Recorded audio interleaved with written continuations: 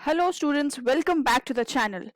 इस वीडियो में हम देखेंगे characteristics of management. First characteristic मैं आपको एक्सप्लेन कर रही हूँ इस वीडियो में, जो कि है गोल ओरिएंटेड प्रोसेस। बोलते हैं कि मैनेजमेंट एक गोल ओरिएंटेड प्रोसेस है। मैनेजमेंट एक प्रोसेस है, बट बोलते हैं कि ये जो प्रोसेस है मैनेजमेंट का, ये एक गोल ओरिएंटेड है। ओरिएंटेड का मतलब ये होता है कि किसी चीज की तरफ या किसी चीज से दूर भागना।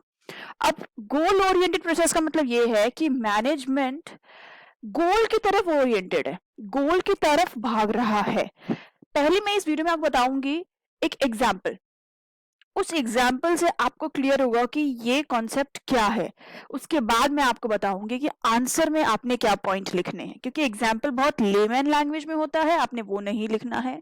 आपने बहुत बेटर आंसर फ्रेम करने हैं, आपने अच्छे कीवर्ड्स यूज करने हैं। तो मैं आपको बताऊंगी कि आप आंसर्स कैसे लिखोगे। उससे पहले हम ये अपनी स्टोरी रिवाइज कर लेते हैं।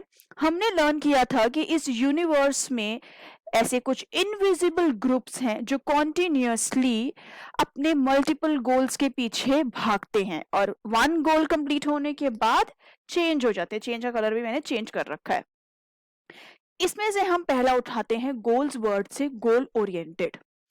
देखिए, एग्जाम्पल ये है कि एक मैन्युफैक्चरर है, उसने अपना गोल सेट कर रखा है कि उसको 1 घंटे में 1000 टी-शर्ट्स मैन्युफैक्चर करनी है। अब कैसे करेगा वो? पहले वो 500 करता था, अब उसने उसको डबल करना है, उसको जस्ट डबल कर दिया है। उसके लिए उसने एक्स्ट्रा रॉ मटेरियल खरीदे, कॉस्ट इनकर करा है, रॉ मटेरियल खरीद के लाए, एक्स्ट्रा रॉ मटेरियल को स्टोर करेगा, उसको वेयर हाउस की फैसिलिटी होनी चाहिए, उसको इतनी इन्वेंट्री मेंटेन करके रखनी पड़ रही है कि जिसके कि मैन्युफैक्चरिंग में कोई स्टॉपेज ना आए। ज्यादा वर्कर्स को अपॉइंट करना पड़ सकता है, या वो एग्जिस्टिंग वर्कर्स के वो आवर्स इंक्रीज करेगा, तो वो सारा दिन भी काम कर सकते हैं। यू नेवर नो कि वो 24 आवर्स भी काम करेंगे। अब अगर इंडिविजुअल जो है, उसका जो आपका वर्कर है मैन्युफैक्चरर का, वो एक्स्ट्रा वर्क कर रहा है, एक्स्ट्रा आवर्स के लिए वर्क कर रहा है, तो डेफिनेटली मैन्युफैक्चरर को उसकी केयर लेनी पड़ेगी। अदरवाइज ऑल्सो मैन्युफैक्चरर को उसकी केयर लेनी पड़ती है, जिसकी कि उसकी बॉन्डिंग, उसका रिलेशन उसके वर्कर के साथ अच्छा हो, जिस वजह से उसका आउटपुट भी अच्छा आएगा। उसके लिए उसको मील, स्नैक, बहुत फैसिलिटीज वो उसको प्रोवाइड कर सकता है। अब इतने सारे वर्कर्स कहाँ बैठ के काम करेंगे? फैक्ट्री सेटअप करेगा, मे बी एक्स्ट्रा उसको कोई हॉल, कोई रूम एक्स्ट्रा रेंट पे लेना पड़े, वहां पे वो रेंट देगा। So this is just one small example to understand कि मैन्युफैक्चरिंग करने के लिए क्या क्या करना पड़ता है। इससे भी बहुत सारी एक्टिविटीज होती हैं, इससे भी ज्यादा बहुत सारी एक्टिविटीज होती हैं जो एक मैन्युफैक्चरर को करनी पड़ती हैं अपने गोल की तरफ भागने के लिए। अब मैन्युफैक्चरर का गोल क्या था? उसका गोल ये है कि उसको 1000 टी-शर्ट बनानी है 1 घंटे में। गोल ये है कि 1 घंटे में। अब वो इस गोल को कंप्लीट करने के लिए, उसके पीछे भागने के लिए छोटे छोटे जो स्टेप्स उठा रहा है, जैसे कि रॉ मटेरियल लेके आ रहा है, प्लानिंग करेगा कि कितना मैं कॉस्ट उसमें इनकर करूंगा, कहाँ स्टोर करूंगा, वेयर हाउस अच्छा होना चाहिए, रॉ मटेरियल खराब नहीं होने चाहिए, कोई लीक नहीं होना चाहिए, थेफ्ट नहीं होना चाहिए, इन्वेंट्री कितनी मेंटेन करूँ। इन्वेंट्री का एक कॉस्ट होता है, एक्स्ट्रा सामान ला के रखना एक कॉस्ट होता है, बर्डन होता है मैन्युफैक्चरर पे। वर्कर्स आगे उनका पे बढ़ाएंगे, उनके लिए उनका उनका प्रॉपर केयर लेने के लिए मील, स्नैक्स और भी खर्चे होंगे, रेंट भी एक अच्छा अच्छा खासा खर्चा होता है।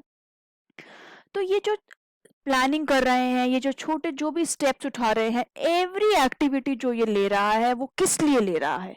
अपने इस गोल को पूरा करने के लिए ले रहा है। इसी वजह से कहते हैं कि मैन्युफैक्चरर जो भी काम करता है, सारे इंडिविजुअल्स जो भी वर्कर है, टॉप लेवल मैनेजमेंट होगी, मिडिल लेवल मैनेजमेंट होगी, या वर्कर्स होंगे, इस टारगेट को 1000 टी-शर्ट्स को 1 आवर में मैन्युफैक्चर करने का जो इनका टारगेट है, जो इनका गोल है, इसको कंप्लीट करने के पीछे जो छोटे छोटे स्टेप्स उठाएंगे, जो ओवरऑल एक्टिविटी करेंगे, वो सब कुछ किसके पीछे है? इस गोल के पीछे। इस गोल को क्या बोलोगे आप? ऑर्गेनाइजेशन के कंबाइंड गोल्स, ऑर्गेनाइजेशन के ऑब्जेक्टिव्स। ओके, ये ऑब्जेक्टिव बहुत सारे हो सकते हैं, जैसे कि कस्टमर सेटिस्फैक्शन एक गोल, एक ऑब्जेक्टिव हो सकता है। सेल्स बढ़ाना एक गोल, एक ऑब्जेक्टिव हो सकता है। मेरे एग्जांपल में प्रोडक्शन को डबल करना एक ऑब्जेक्टिव, एक गोल है। तो गोल सब मैन्युफैक्चरर्स के, सब प्रोड्यूसर्स के अलग होते हैं। अब आपको मैं ये सारे एग्जाम्पल को आपके इस लैंग्वेज में पुट अप करूंगी जो आपने एग्जाम में लिखनी है। इस गोल ओरिएंटेड प्रोसेस को जब आप एक्सप्लेन करोगे तो आप ये बोलोगे कि जो मैन्युफैक्चरर्स है, जो मैनेजमेंट है, ये किसके लिए काम करता है? ये हमेशा एम करता है अपने गोल के पीछे, अपने ऑब्जेक्टिव्स के पीछे। देखो, it is always aiming at the organizational goal. Okay, तो यहाँ पे एमिंग वर्ड बहुत इंपॉर्टेंट है। All activities of managers and of all group leads to organize. ये जो भी एक्टिविटी कर रहे हैं, इन्होंने क्या डिसीजन लिया कि हम रॉ मटेरियल ज्यादा मंगाएंगे, स्टोरेज के लिए हमें स्पेस ज्यादा लेनी पड़ेगी, हम इन्वेंट्री ज्यादा मेंटेन करेंगे, ज्यादा वर्कर्स को हायर करेंगे, एक्स्ट्रा रूम हम लेंगे रेंट पे। तो ये जो भी सारी एक्टिविटीज हैं जो मैनेजर्स ने ली हैं, जो जिसने प्लान करा है, जिसने एग्जीक्यूट करा है, जिसने सुपरवाइज करा है, वो सब किस लिए? उसका नतीजा क्या है? उसका रिजल्ट ये है कि ऑर्गेनाइजेशन के ऑब्जेक्टिव्स फुलफिल होंगे। तो यहाँ पे ये लीड्स वर्ड बहुत इंपॉर्टेंट है। So all activities of managers and of all group leads to organizational objective. Management unites the efforts of all toward the common goal. सबके सबके यहाँ पे एफर्ट लगे हैं। रॉ मटेरियल के लिए इन्वेंट्री मैनेजर होगा, स्टोरेज मैनेजर होता है, वेयर हाउस मैनेजर होता है, यूनियन हेड्स होते हैं, खुद वर्कर लेबर होते हैं, लेबर को अपॉइंट करने के लिए पूरा एचआर का डिपार्टमेंट होता है, फैक्ट्री है, इसको फिनेंस डिपार्टमेंट अगर देख रहा है।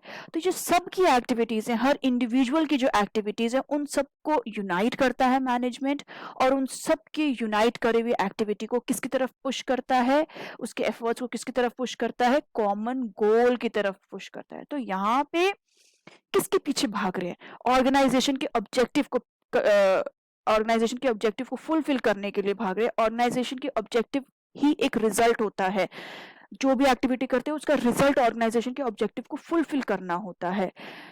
यूनाइट करता है सारे एफर्ट्स को, और किसकी तरफ? कॉमन गोल की तरफ। So we can say every small step taken by the management, every activity, every small step taken by the individuals, all efforts made by the individuals, वो क्या करते हैं? वो सब मिला के धीरे धीरे एक एक स्टेप, हर एक एक्टिविटी स्लोली हर एक एक्टिविटी, हर एक स्टेप ऑर्गेनाइजेशन के गोल की तरफ ले जाता है।